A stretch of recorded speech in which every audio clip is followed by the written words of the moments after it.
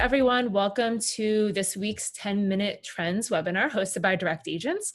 My name is Megan Conahan. I'm an EVP at Direct Agents. I'm Jackson Richards, Director of Strategy with Direct Agents. Okay, Jackson, we have lots of fun new stuff that's going on today. So let's go. Yeah, good. So just a quick kind of overview of our agenda. Target and Walmart starting to gain on Amazon. So that should be an exciting topic.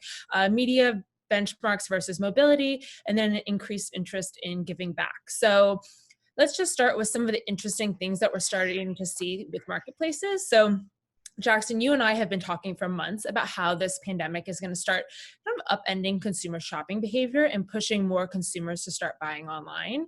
But what we're starting to see right now is just how things are starting to shake out with some of those big guys. So Target, Walmart, Amazon. So can you talk really quickly about some of the gains that we're starting to see both Target and Walmart have on Amazon? Right. So like you mentioned, in our Wednesday webinars, we've been covering how everything has been shifting towards e-commerce.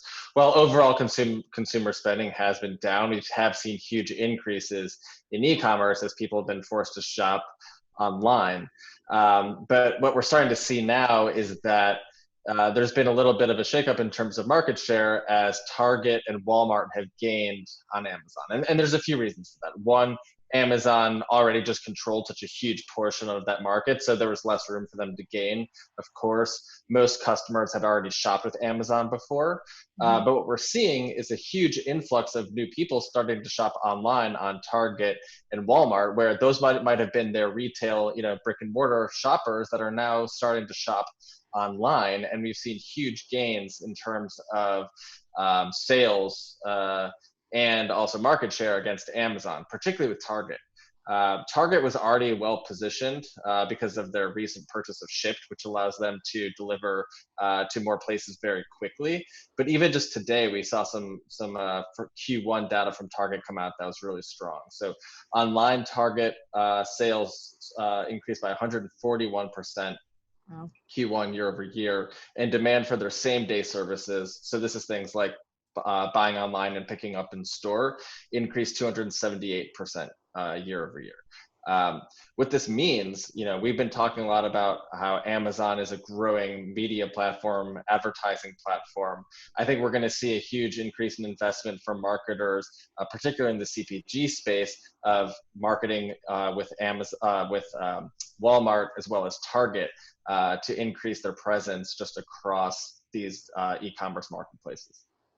Okay, yeah, that should be kind of interesting to see how that continues to shake up. Another thing that we wanted to talk about, and I think we actually teased this in a previous 10-minute trends, but Direct Agents has been tracking kind of marketing benchmarks and KPIs by states, just as things reopen and people get some of their mobility back, so we can just see how it affects, obviously, different core channels. So Jackson, now that most states are at least partially reopened, what are we seeing as kind of increased mobility affect some of those marketing benchmarks? Like how is this shaking out when you look at some of those core channels like social media and search? Sure. So Apple has been putting out what they call the mobility index. Essentially what they're doing is they're looking at the way people are moving around based on GPS tracking in their mobile device. So of course, we know when the pandemic first spread, people were forced to stay at home. We saw mobility decline sharply throughout March and April, and we started to see it tick back up, as we get into May, and now we're, midway through May. But what we, what our business intelligence team did is we mapped advertising costs against that mobility index. So what we found is that, marketers really shifted their media mix, as soon as in response to COVID-19 to address these concerns. So, we saw an increase in Google CPCs, in March and April, and they're starting to come down now, versus Facebook, where we saw a sharp decline in CPMs, and now we're starting to see them come back up. And I think that there's a lot of reasons for this, and just even in some of the shifts we made with our partners, those are reflected there, which is, when marketers had to kind of pause, take a step back, and reassess what the marketing strategy was going to be. We saw a huge doubling down on Google, which is kind of the most tried and true bottom funnel placement there is, a set of placements that there are, and that drove up CPCs, whereas things like social media advertising were pulled back a little bit, and that drove the costs down. Now that people are starting to move around again, consumer confidence is starting to increase, marketers are diversifying once again their media mix, and we're starting to see CPMs on Facebook, which includes Instagram as well, start to creep back up, while Google CPCs are declining more to their pre-COVID-19 states. Mm-hmm.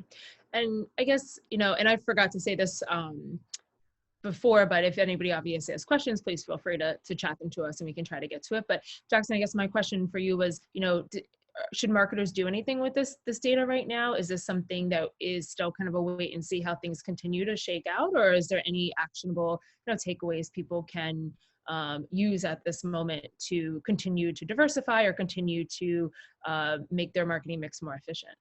Sure. So let me answer that, but first let's talk about this chart here, because I think this is going to help kind of illustrate that larger picture that you were just asking about. So we have the same Apple Mobility Index here, but now what we're doing is we're mapping against Google's analytics revenue per session. So what we saw is a huge drop in revenue per session with the Apple Mobility Index throughout March and April, but it's starting to slowly creep back up, which really just alludes to one, an increase in consumer confidence. And they're starting to go back to work. Millions more are able to get in their car and drive around. Life is starting to get back to somewhat of a new normal.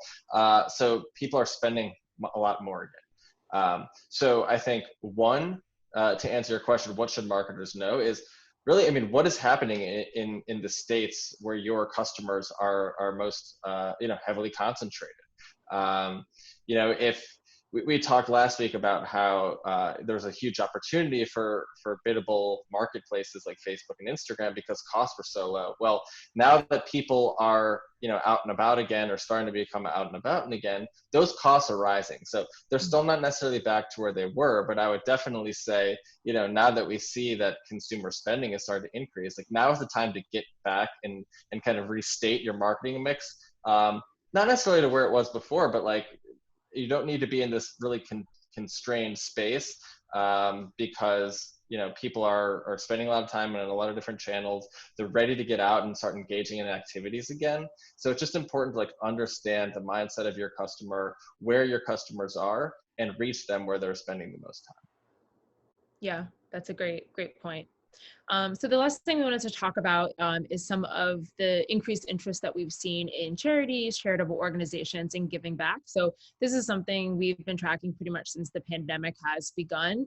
But recently we've started to see some really big changes, which has been quite interesting. So Jackson, can you just go over these trends really quickly and then talk about how both for-profit and not-for-profit organizations can capitalize on some of the trends that we're seeing?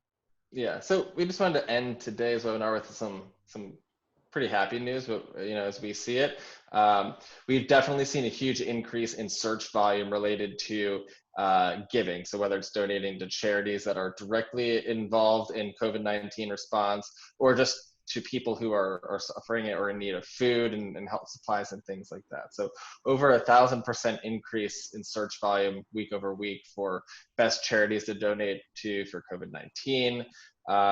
Where to donate for coronavirus is up 145% from mid-March, things like that. So, right here we show a chart from for searches for food charities.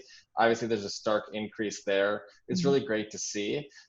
If you are, a nonprofit or you are an organization in the charitable space, what I would say is make sure at the very least you have search campaigns that are active right now to capitalize on all of the increased search intent that is taking place right now. But also now might be a really great time to just activate a wider media mix because there just is demand, at least for knowledge, for people to understand who is in need of help, what organizations are in place right now to help those people. And I think, there's just more of a giving mindset, which is great to see. Yeah. And then, for clients that maybe aren't nonprofits, is there anything like a for-profit company should do, or any recommendations, any brands that you're seeing doing really interesting things, partnering with, organizations giving back, things like that? Yeah, I mean, I think you really just hit the nail on the head.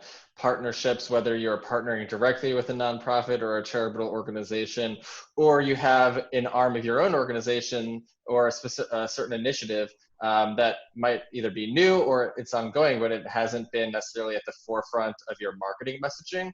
I think people right now are really receptive and eager to hear about all different sorts of organizations, for profit or not for profit, what they're doing to help at a time when a lot of people do need help. Yeah, no, definitely. And yeah, that's such a great way to end, just about charitable giving and everything like that. So that's pretty much it for us today. So please tune in next week, every Wednesday at 1:30 Eastern.